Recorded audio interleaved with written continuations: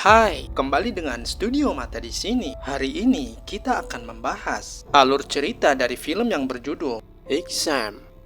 Film ini diawali dengan menampilkan 8 kandidat yang bersiap-siap mengikuti tes masuk untuk perekrutan di perusahaan yang sangat bonafit. Setelah mereka duduk di meja masing-masing, seorang penjaga yang bersenjata pun masuk, dan ini membuat para kandidat menjadi sedikit gugup. Tak lama kemudian, seorang pria yang tidak menyebutkan namanya pun masuk. Dia hanya mengenalkan diri sebagai pengawas. Dia juga menjelaskan tentang aturan tes tersebut, bahwa di ruangan tersebut tidak ada peraturan yang berlaku kecuali peraturan di perusahaan itu, dan menjelaskan bahwa mereka tidak boleh berkomunikasi dengan penjaga dan pengawas. Demikian pula jika mereka merusak kertas ujian, dan jika mereka keluar dari ruangan tersebut, maka mereka akan didiskualifikasi. Para kandidat ini diberi waktu 80 menit untuk menyelesaikan tes tersebut, dan hanya ada satu pertanyaan di kertas yang ada di meja mereka masing-masing. Setelah itu pengawas menanyakan kepada para kandidat, apakah ada pertanyaan?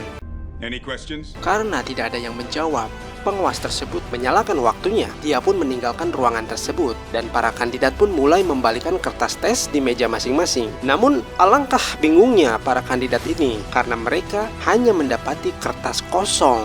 Mereka pun saling memandang dengan penuh kebingungan.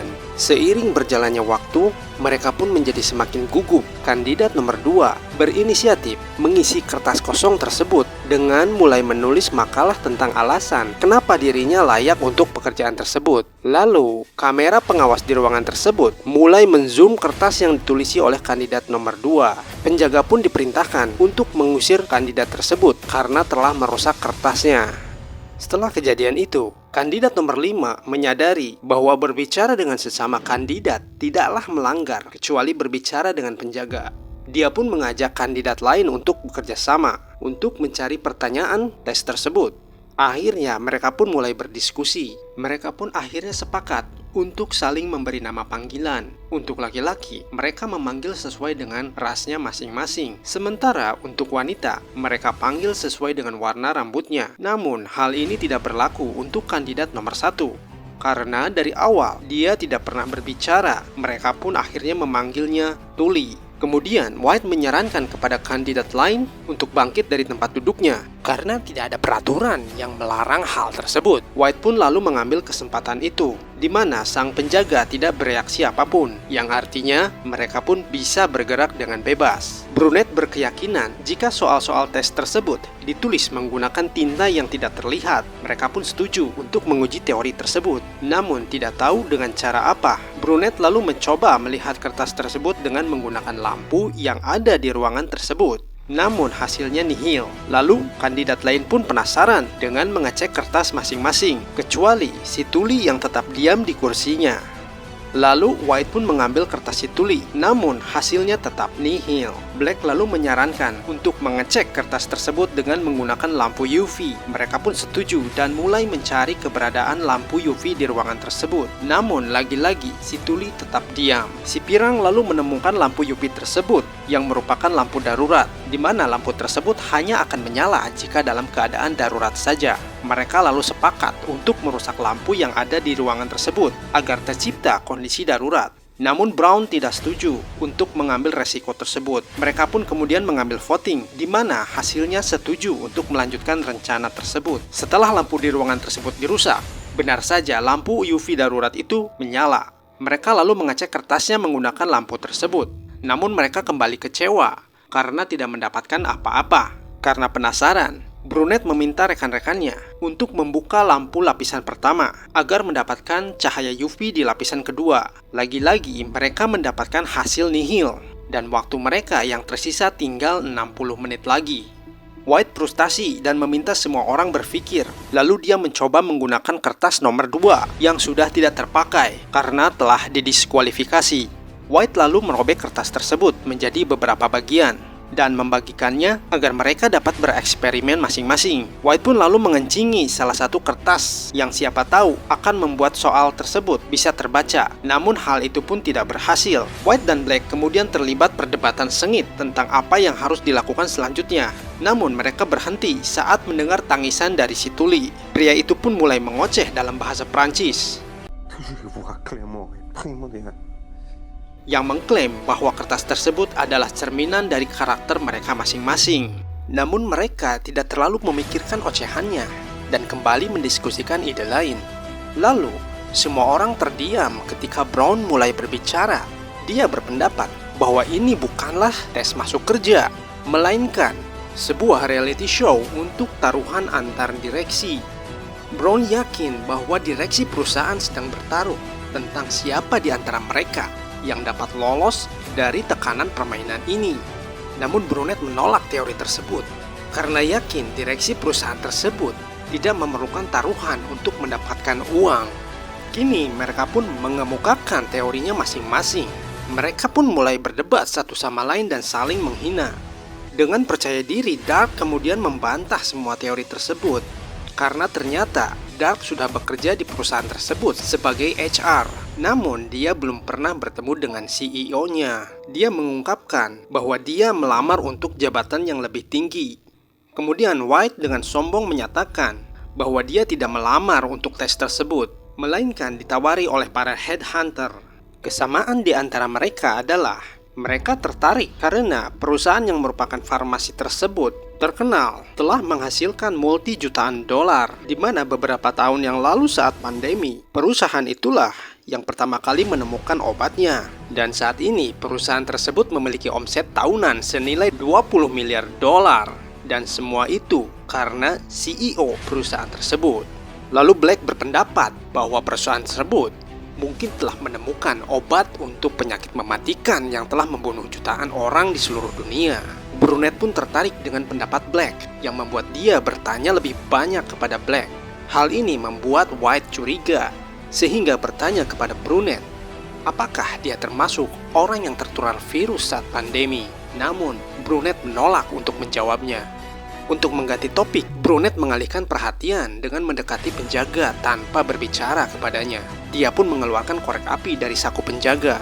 Mereka lalu memiliki ide untuk mengeluarkan air dari sprinkler agar kertas tersebut mengembang dan mengeluarkan tulisan. Brunet pun lalu naik ke atas kursi untuk memicu smoke detector. Namun dia kurang tinggi untuk mencapainya. White pun lalu membantunya dengan memberikan kertas yang digulung untuk dibakar agar bisa memicu alarm kebakaran. Setelah berhasil, tak lama air pun turun untuk membasahi kertas mereka. Namun hasilnya tetap sama. Dan tiba-tiba penjaga itu mendekati mereka. Brunet pun lalu membuka kertas gulungan yang ada di tangannya, yang ternyata adalah miliknya.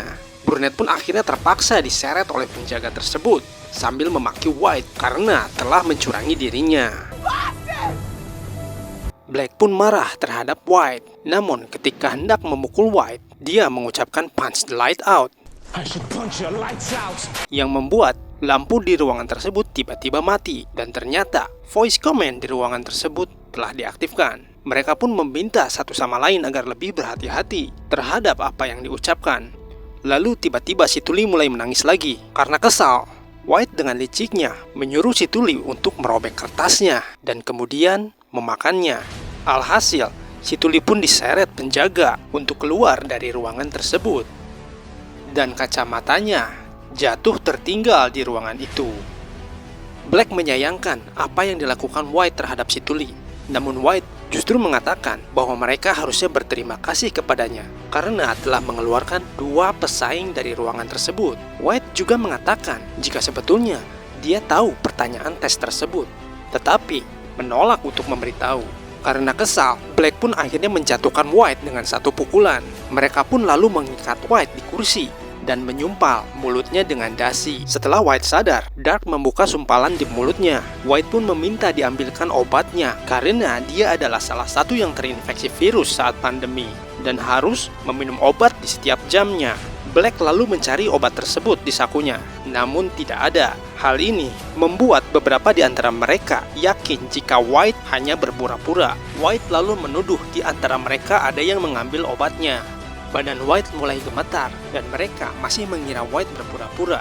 Namun Black mengatakan dia benar-benar mengalami kejang karena terkena virus. Mereka pun lalu saling memeriksa untuk mencari obat tersebut. Namun, mereka tidak dapat menemukannya. Dark lalu mencurigai Brown yang mengambil obat tersebut. Dan ternyata benar, Brown menempelkan obat tersebut di bawah mejanya dengan permen karet. Saat Dark akan memberikan obat tersebut pada White, Brown memukul tangan Dark sehingga obat tersebut terlempar dan masuk ke dalam selokan. Saat si pirang mencoba mengambilnya, tiba-tiba White mengeluarkan darah dari hidungnya. Karena panik, Dark berbicara kepada pengawas melalui CCTV untuk menyelamatkan White. Sang penjaga pun dengan sigap mengeluarkan Dark karena telah melanggar peraturan. Sementara itu si pirang berhasil mengeluarkan obat tersebut dan memberikannya kepada White. White pun akhirnya selamat. Ketika terbangun, mereka pun akhirnya melepaskan White. Namun di saat kembali membahas tentang pertanyaan, White malah berlari menuju penjaga untuk mengambil pistolnya. Namun Black dengan cepat mendorongnya ke tembok untuk mendahului mengambil pistol penjaga. Black meyakinkan semuanya bahwa dia tidak akan menembak siapapun. Saat Black mengarahkan pistol tersebut kepada White, White menyerangnya yang kemudian mengambil pistolnya. Karena khawatir akan sidik jarinya, White kemudian menggunakan tangan penjaga. Dia pun lalu mengancam semuanya untuk keluar dari ruangan tersebut agar dia dapat memenangkan tesnya. Brown pun akhirnya terpaksa keluar meninggalkan ruangan tersebut. Saat White menyuruh Black keluar, si pirang meminta untuk keluar lebih dahulu. Namun saat hendak melewati pintu, si pirang memanfaatkan voice command yang membuat ruangan tersebut menjadi gelap. Lights out! White pun menembak ke segala arah. Saat lampu kembali menyala, White menemukan Black telah terjatuh, terkena peluru di dadanya. Namun, White melihat si pirang, kakinya belum benar-benar meninggalkan ruangan tersebut. Saat akan menembak kakinya, White terhenti karena melihat waktu yang telah habis. Dia pun berjalan ke arah kamera dan memberitahu pengawas bahwa dia telah memenangkan tes tersebut. Namun, tiba-tiba penjaga mendekatinya dan menunjukkan jika waktu tes tersebut masih tersisa 20 detik lagi. Akhirnya, White pun didiskualifikasi. Dan sekarang, yang tersisa hanyalah si pirang. Si pirang pun curiga dengan kacamata si tuli yang tertinggal. Dia pun kembali masuk ke dalam ruangan tersebut dan mencoba melihat kertas dengan menggunakan kacamatanya. Akhirnya dia pun dapat menemukan tulisan pertanyaan di kertas tersebut tanpa ada pertanyaan. Tiba-tiba si tuli pun masuk kembali ke dalam ruangan tersebut, yang ternyata dia adalah CEO perusahaan tersebut. Si pirang pun sadar bahwa pertanyaannya yang dimaksud adalah yang pertama kali diberikan oleh sang pengawas di awal tes. Any questions? Di mana jawabannya adalah No. meskipun berhasil menjawab, si pirang tidak ingin menerima pekerjaan tersebut karena tes perusahaan tersebut telah membunuh Black. Lalu sang pengawas pun datang dan menjelaskan bahwa Black tidak mati. Peluru yang menembusnya merupakan obat yang dapat menyembuhkan segala penyakit apapun di dunia. Akhirnya, si pirang pun menerima pekerjaan tersebut dan berjabat tangan dengan CEO. Terima kasih sudah menonton. Jangan lupa like and subscribe dan aktifkan loncengnya untuk video selanjutnya.